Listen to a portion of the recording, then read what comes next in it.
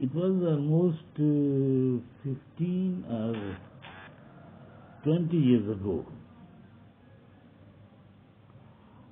It's a personal account, eyewitness account, and I was present there, listening to each and every word critically.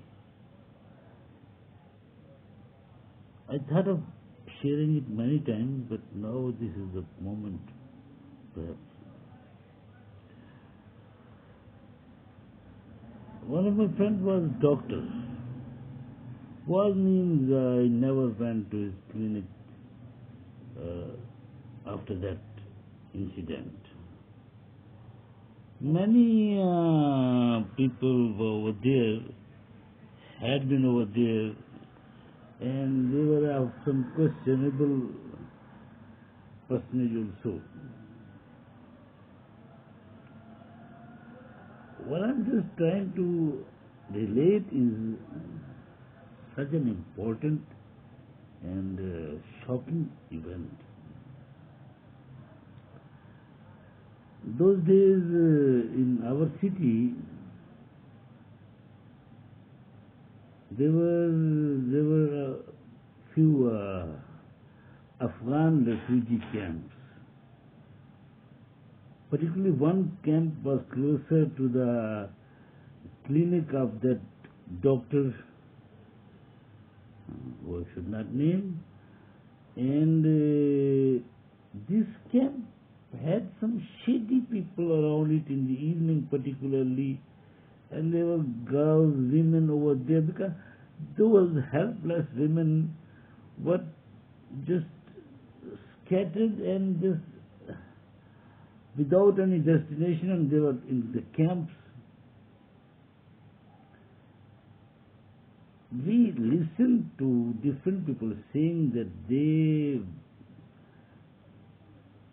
people go there and hire those women.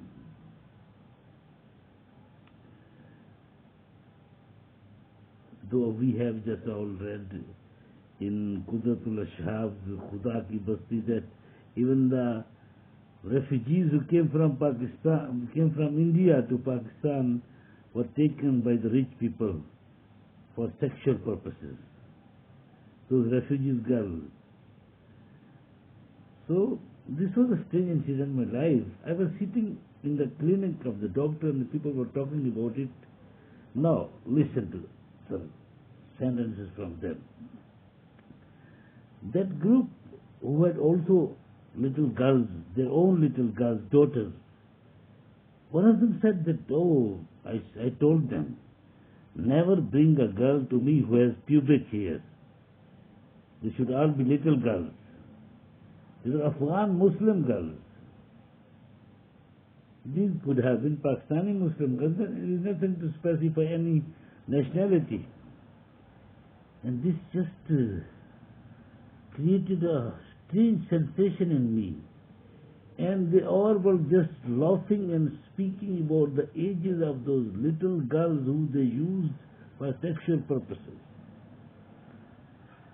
These were the people who on television were spoken about that they are Muslim brothers, we are to give refuge.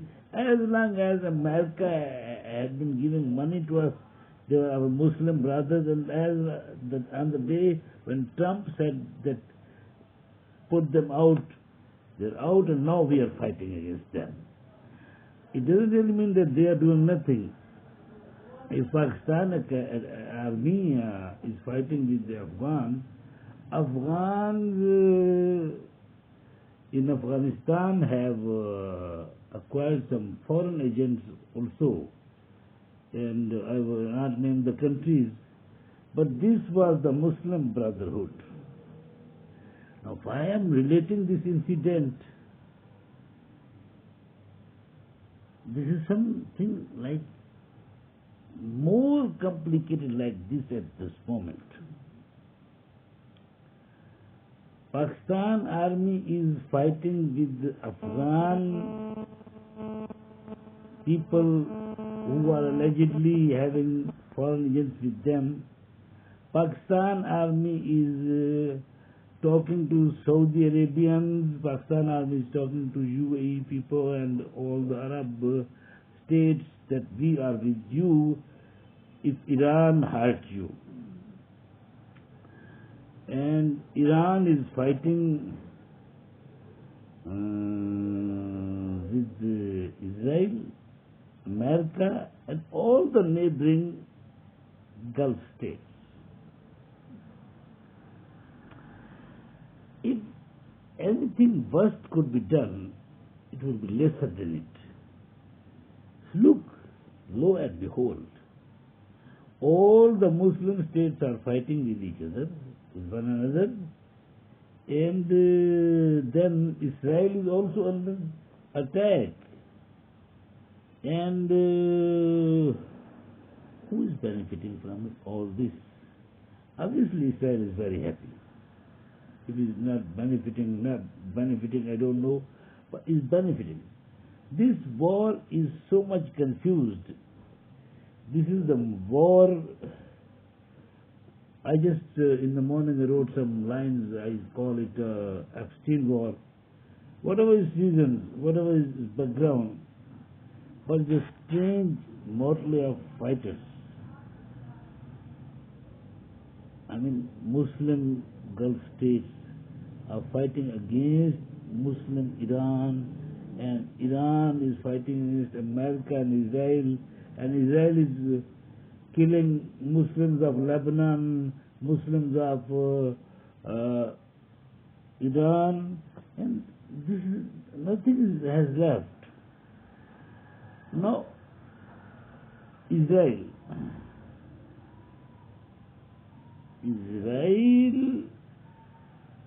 is created, okay. I personally accepted it.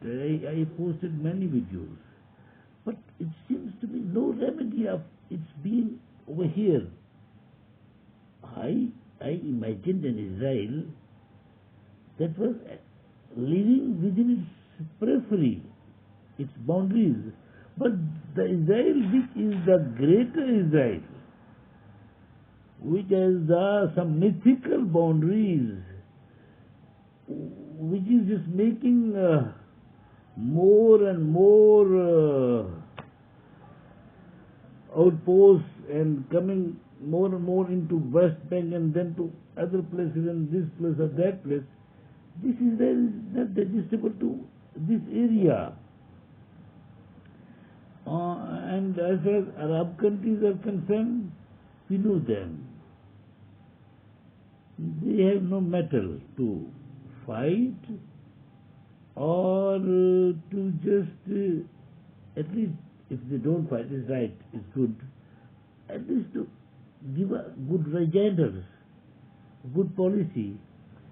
Finally I come to the person who is devil of the devil, who is insane, who should be in a penitentiary, if not in jail. He is not Netanyahu. He is Donald Trump. He speaks, apparently he speaks as a mentally retarded person. And if he had been a student in a class and I would be teacher, he would be speaking like this in my class, I would slap him in the face and get him out of the class. He is like the children whose nose is always running. He is not able to sit in any organized, good company of people. He is the worst of worst person, but who has been seated not as the leader of a common country, the leader of the most powerful country.